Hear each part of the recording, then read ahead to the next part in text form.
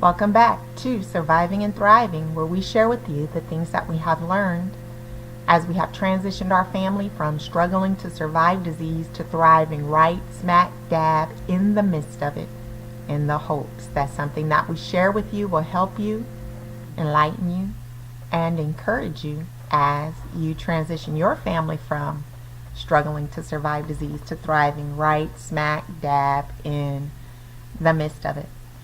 If you haven't seen some of the videos that I've done, especially danger or holding on, I would advise you all to go and watch those because it would help you a little bit more with this video. And I've talked about some of those things in those videos and other videos, but I think I went a little more in detail in danger and holding on, so go back and watch those. But in those videos I talked to you guys about the darkness and the deep depression and the hopelessness that can come when you're going through those dark times that are full of doom and gloom and suffering in your walk and in your journey fighting and overcoming sickness and disease, and how that it's a progression. You don't just wake up and you're in that dark place. You progress to that place, and how it's a downward spiral and it's a tormentous place to be in. And I want to talk to you not so much about that place today,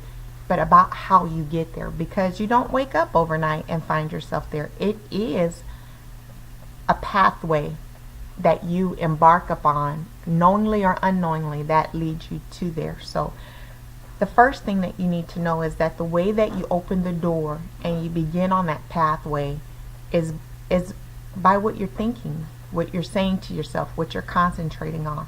So in order to preserve yourself and protect yourself from going down that pathway, down that route, you need to guard your mind. And how you guard your mind is by, number one, what you're looking at, what you're setting your eyes on, whether it's things that you're seeing in real life, things that you're watching in videos or on television or in movies, or even just anything in rich or reading. Anything that you're setting your eyes upon that's coming through your eye gates is getting into your mind, is sowing that seed, and having it can cause you to think about things or to be begin to have doubts or questions in a certain area. So you want to guard your mind.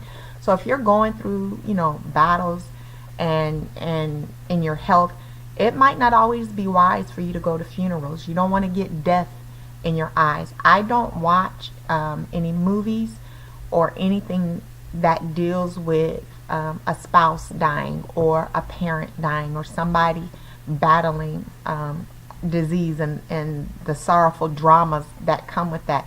There's no need for me to have to watch that, because I've been through all of that and I'm still overcoming and conquering all of that. So I don't want to get any of that in my spirit. I don't want to start relating to something and saying, oh, well, that happened to them, maybe that happened to me and my family. I don't do any of that. If it's not full of joy, happiness, and motivational, I pretty much don't watch it. The second way that you need to be aware of is what you're hearing. So you need to pay attention to the things that you're hearing in movies, in music, from your friends, in passing by strangers, things that people are saying, things that you're hearing. Because what you hear, even when you're hearing stuff from doctors or when you're doing your research, don't do a lot of research, because you're going to find a lot of people that have stories out there that's negative or anti what you're trying to do. Don't listen to that, or listen to other people's stories where it's all doom and gloom. I had a friend who had cancer, and somebody kept telling her she wasn't going to make it because her daughter didn't make it, and she didn't make it.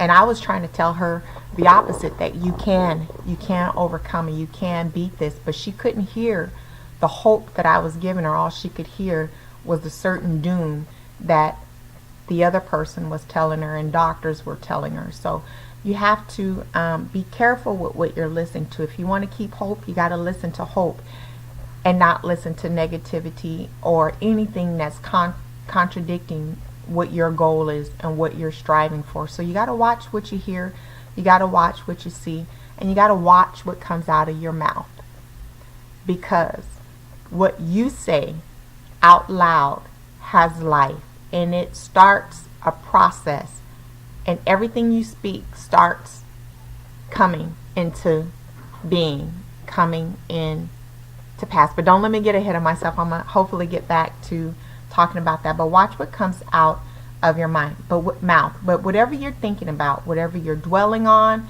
whatever you're thinking about, it will become you and it will consume you. So you always want to think life-giving thoughts. You always want to think healthy thoughts. You always want to think progressive and hopeful thoughts so that it can consume you, and that will be what you think about, what will come out of you, and will eventually come to pass, and your body starts moving towards that way. If you're thinking negative thoughts, doom and gloom, look what I just went through, oh my gosh, I can't believe this is happening, that thing will consume you. That overwhelming feeling will take over you, and it will lead you down that path quite quickly, that downward spiral quite quickly. Now, whatever you're thinking about consumes you, and that's what comes out of your mouth. So you need to think good thoughts, healthy thoughts, life thoughts, so that what comes out of your mouth is good, healthy life. Now, this is what I really wanted to say about speaking. When you're thinking about something that you have to do, something that you've gone through, something that may be coming up, and it consumes you, and all the fear of that consumes you, or all the dread of a certain therapy that you may have to go through, and you start dreading it, so you start thinking dread, then your body will interpret that dread in a negative way. And it'll be harder for you to do the things that you need to do, and most likely you're not going to do it. But also, if you're thinking about what you've gone through, you know, what happened while you're in a hospital, the treatments, that the way people treated you, the things that you've gone through, how the surgery was, all these different things, if you start thinking about those things and dwelling on those things, it's going to bind you emotionally. You're going to be hard to get past that, and it's going to be hard for you to progress. But as you start thinking about those things, that's when that overwhelming feeling starts taking place. We get hit with so many things at one time, all the time, and it's a lot, and it can be overwhelming if you dwell on it and allow it to overwhelm you. So I would advise you to always, when you go through things, go through it, but don't put a lot of thought into it.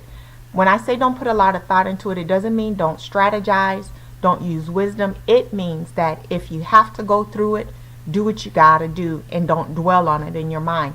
If you've already gone through it and it was a bad experience, don't keep going back and dwelling on it. My husband and I, we go through and have gone through, my family, a lot of things, and we don't even really think about it. We strategize, we do what we have to do. It's almost about like thinking at it as a third person, not in the first person, so that we get through it and we don't dwell up on it, because a lot of the things we go through in this health battle, y'all, the mind can't handle. It's more than, it's so weighty, you just can't handle it. So the best way to get through it is to do what you got to do, go through it, but don't concentrate dwelling on the effects of it, what it was, how it felt, what it is, you know. Don't try to picture all of that in your mind, because it becomes overwhelming. And when you do dwell on those types of things, what happens is you become overwhelmed. All those sorrowful, self-pity feelings come about. All the dread of what you're going through, the overwhelmingness, the pain becomes amplified. Everything becomes amplified. And as you're dwelling on it, it's consuming you. And as it consumes you, it is going to want to come out your mouth. Now, know that you always need to guard your mouth. And if you get those overwhelming feelings and they want to come out, sometimes it's gonna get to a point where it's gonna spill out of you. And the first time it spills out of you, it makes it easier for it to continue to spill out of you the second and the third and the fourth time. As long as you're guarding your mouth and you're guarding your mind, you can endure, you can overcome, you can conquer. But when you allow that negativity to consume the inside of you and to start spilling out of your mouth, it then becomes a shroud and a cloud around you. And that's how you end up going to that place of depression, that place of hopelessness, and you don't want to go there. And as I told you before, a lot of people don't come back from that, because when you start down that spiral, your body deteriorates quickly, and it'll take you to a place where you don't even have the inner resolve to stand up, to stand erect, to get up out of that situation. It becomes a place where no one else can pull you out, but you and God, and you don't even have it within you to pull you out, and you don't want to go there because you might not come back from it. Remember, in all things, do you. Until next week. Bye. All right, baby, you ready? Oh my gosh, it won't stop recording.